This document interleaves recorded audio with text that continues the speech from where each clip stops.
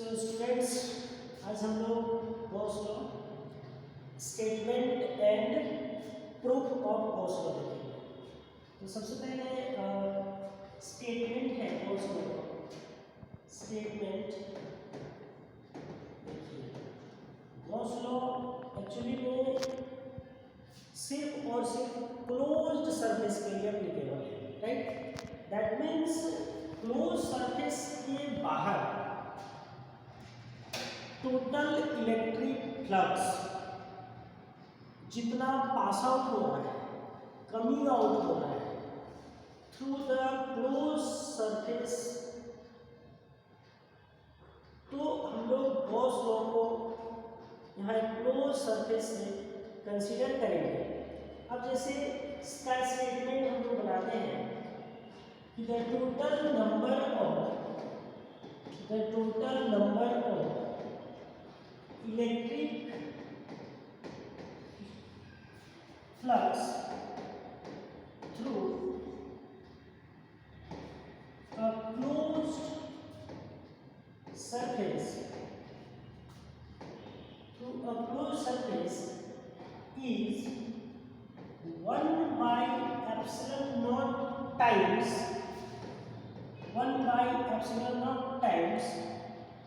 the charge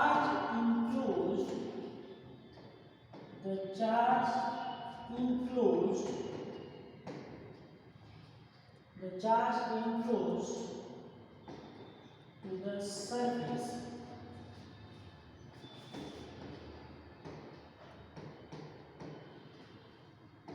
that is total electric flux को हम लोग फाई से रिप्रेजेंट करते हैं।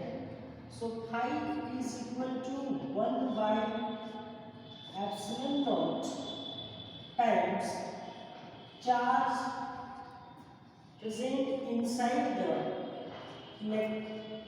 Close surface.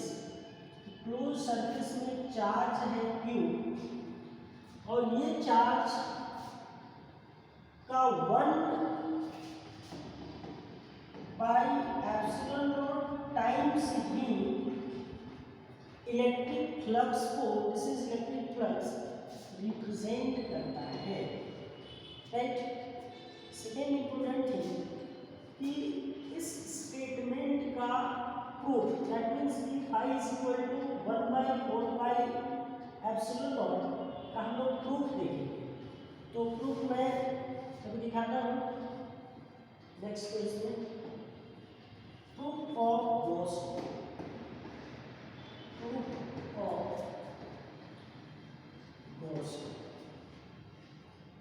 तो लेट अस सपोज ये सरफेस है, क्लोज सरफेस है। इस क्लोज सरफेस का सेंटर पे एक चार्ज है Q,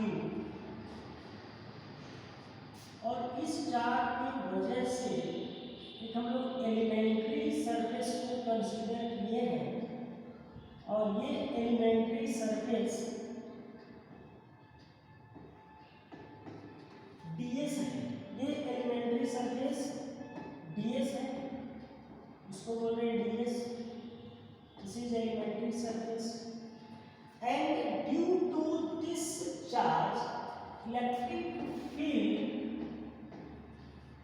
will lie outside the surface and there will be normal perpendicular to the surface but in the same direction of electric field। अब यहाँ पर हम लोग देख रहे हैं कि इलेक्ट्रिक फील्ड जो होता है वो क्या होता है, KQ by R square.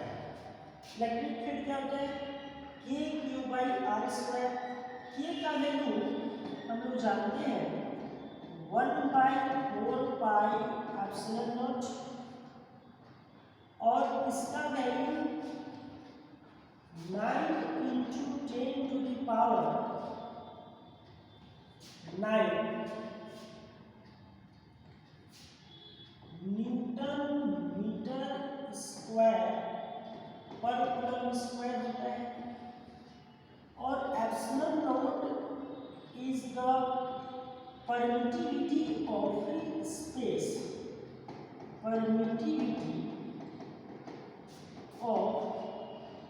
free space, epsilon not क्या है, परमिटिव भी है फ्री स्पेस का, और इसका भी वैल्यू होता है, एप्सिलॉन नॉट का भी वैल्यू होता है, तो हम लोग यहाँ पर लिखेंगे epsilon naught is equal to 8.85 into 10 की power -12 coulomb square per Newton meter square. This is the value of epsilon naught, which is permittivity of the free space. अब E is equal to kq by r square. This is question number 1. अब एक चीज हम लोग देख रहे हैं, the total electric flux through the surface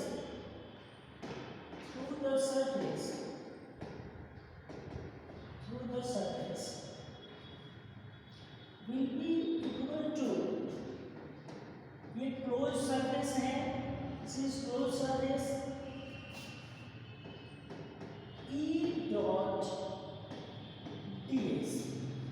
अब यहाँ पर स्टूडेंट एक चीज हम लोग देख रहे हैं, E डॉट ds, तो क्लास 11 में हम लोग पढ़े थे dot product and cross product. तो डॉट प्रोडक्ट को स्प्लिट करते थे cos थीटा में, और क्रॉस प्रोडक्ट को स्प्लिट करते थे साइन थीटा। तो यहाँ पर E डॉट ds हम लोग डायग्राम में भी वहाँ पर देखे थे कि E और ds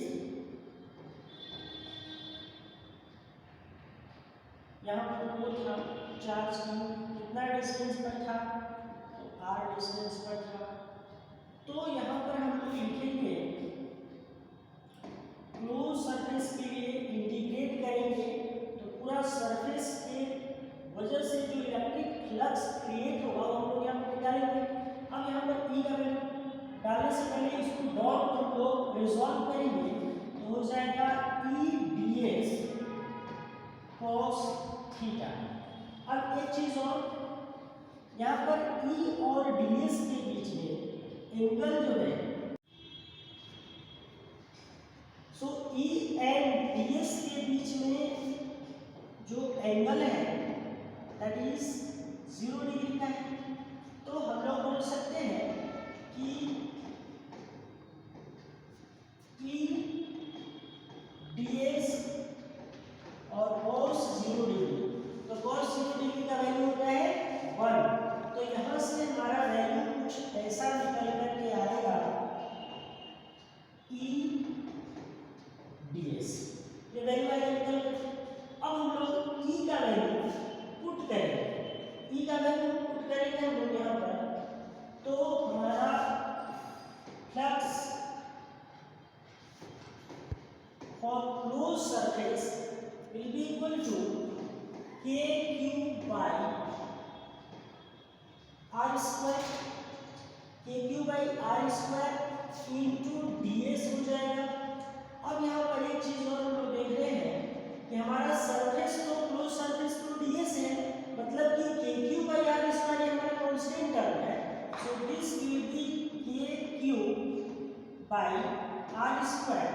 हमारे पास बच जाएगा ds। अब देखिए यहाँ पर k का वैल्यू हम पुट करेंगे 1/4 पाई एप्सिलॉन नॉट, k का वैल्यू डाल दिए, और q बाई r स्क्वायर। अब यहाँ पर बच गया मेरा ds, तो सो 1/4 पाई epsilon not q by r square, this is the constant term and integral for close surface ds।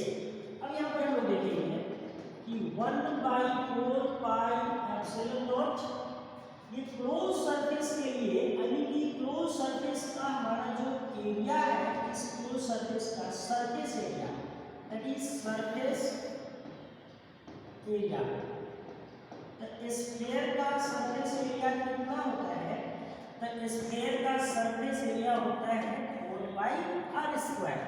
तो यहाँ पर हम लोग लिखेंगे into 4 pi r square, 4 pi r square किसकी जगह पे यूज हुआ है, 4 pi r square integral from close surface ds का वैल्यू हम लोग यूज किए हैं 4 pi r square.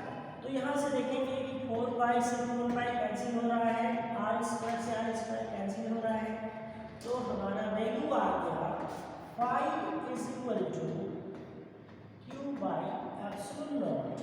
This is the total flux is equal to 1 by epsilon naught times the charge enclosed in the closed surface. This is the final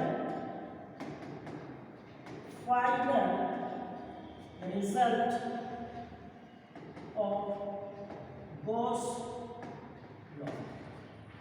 Okay, so students इस चीज को आप एक बार देखेंगे, समझेंगे और लिखेंगे, 2 से 3 बार आप लिखेंगे, ये कंसेप्ट, ये थ्योरम पूरी तरह से क्लियर हो जाएगा। Okay, thank you.